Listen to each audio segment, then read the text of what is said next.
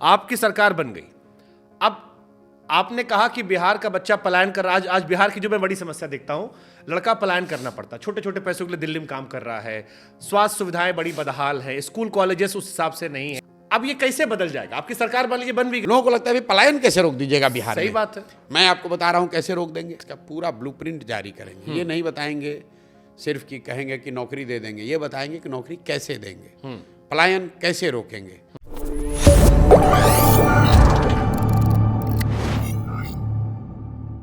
आपकी सरकार बन गई। अब आपने कहा कि बिहार का बच्चा पलायन कर रहा है। आज बिहार की जो मैं बड़ी समस्या देखता हूं, लड़का पलायन करना पड़ता, छोटे छोटे पैसों के लिए दिल्ली में काम कर रहा है, स्वास्थ्य सुविधाएं बड़ी बदहाल है, स्कूल कॉलेजेस उस हिसाब से नहीं है, सब कुछ बदहाल है। हाँ, मतलब एक होता है कि प्रदेश में बदहाली है, बिहार में बदहाली में प्रदेश चल रहा है जी। अब ये कैसे बदल जाएगा? आपकी सरकार बन लीजिए, बन भी गई। फिर मैं केजरीवाल जी को लाऊंगा। बिल्कुल केजरीवाल जी जब आए बिल्कुल ठीक बात। कि झोला था, अब कह रहे जी हम क्या करें जी, सारी समस्या तो उधर थी। छोड़िए, तो अब आप छोड़िए, आप हमसे ही पूछिए। हाँ, आप कैसे बदल दोगे? कैसे बदल देंगे? तो पहली बात की जो भी बदलने का रास्ता है, जो भी वादे हैं, जो भी आगे का प्रोग्राम है, जैसे मैंने आपको बताया, इसका पूरा ब्लूप्रिंट जारी करेंगे। ये नहीं बताएंगे सिर्फ कि कहेंगे कि नौकरी दे देंगे, ये बताएंगे कि नौकरी कैसे देंगे, पलायन कैसे रोकेंगे। तो जो सबसे बड़ी समस्या है पलायन, मैं उसका एक आंसर देता हूँ, क्योंकि अगर 200 बात पे बोलेंगे 2 घंटा लगेगा। हाँ, सही बात है। लोगों को लगता है पलायन कैसे रोक दीजिएगा बिहार में। सही बात है। मैं आपको बता रहा हूँ कैसे रोक देंगे। कैसे?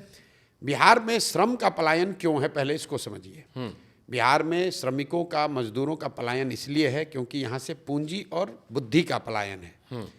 बिहार से आप पत्रकार हैं, आरबीआई का आंकड़ा निकालिए, पिछले 30-32 सालों में 1990 के बाद बिहार के बैंकों ने 26 लाख करोड़ रुपया यहाँ से पूंजी दूसरे जगह ट्रांसफर कर दिया।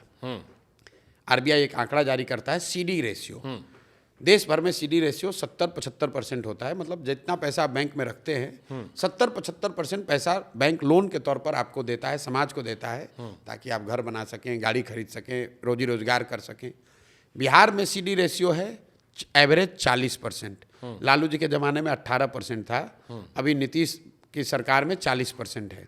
इसका परिणाम क्या हो रहा है?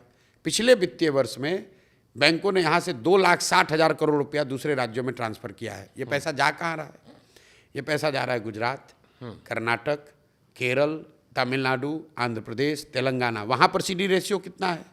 90, 95, 100, 105। अब इसका असर क्या होता है? मान लीजिए कि अगर आपको लोन न मिले तो आप गाड़ी खरीद पाएंगे?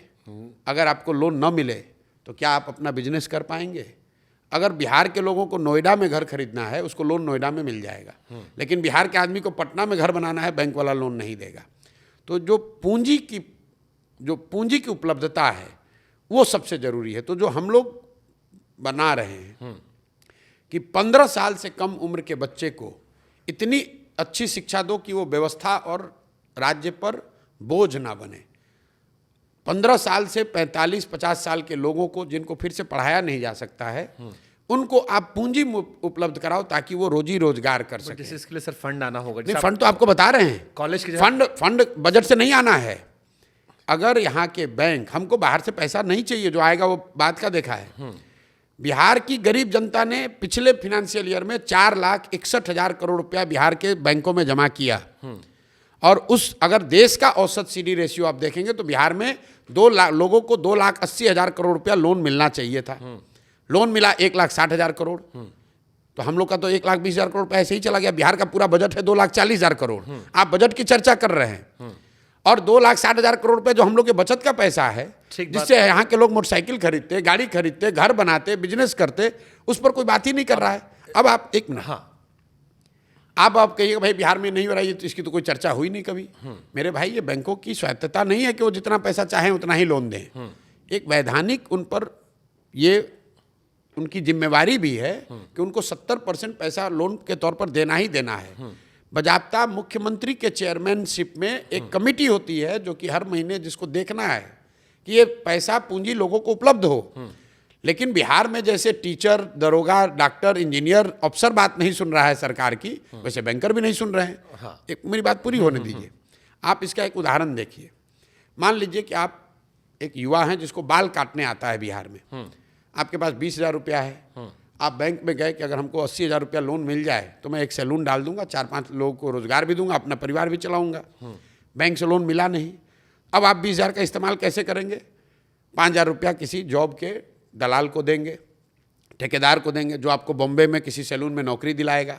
5,000 रुपया का ट्रेन का टिकट बस का खरीदेंगे, वहाँ जाकर खोली में रहने का, स्लम में रहने का एडवांस देंगे। वो 20,000 का मूलधन भी गया, बॉम्बे में खर्चा हो गया। और जो आदमी यहाँ पर सैलून चलाकर एक छोटा व्यवसायी इंटरप्रेनर हो सकता था, 4 लोगों को रोजगार दे सकता था, अब वो बॉम्बे में जाकर मजदूरी कर रहा है, बाल वहाँ भी काट रहा है। बाल काटने उसको आता है, लेकिन वो बाल पूंजी के अभाव में मजदूर बन के काट रहा है। अगर उसको पूंजी होती तो बिहार में वो छोटा इंटरप्रेनर बन के होता है। आप नोएडा में देखिए, दिल्ली में देखिए, बॉम्बे में देखिए, जितने लोग घर काम कर रहे हैं, घर बनाने वाले, प्लम्बर हैं, इलेक्ट्रीशियन हैं, फॉल सीलिंग वाले, सब यूपी बिहार के लोग हैं। ठीक बात। मेरे भाई, अगर बिहार में घर बनेगा तो वो लड़का दिल्ली में क्यों काम करेगा? मैं 100% और बिहार में घर कब बनेगा? पुराने जमाने में हम लोग के पिताजी के टाइम में, उनके जनरेशन में घर कैसे बनता था?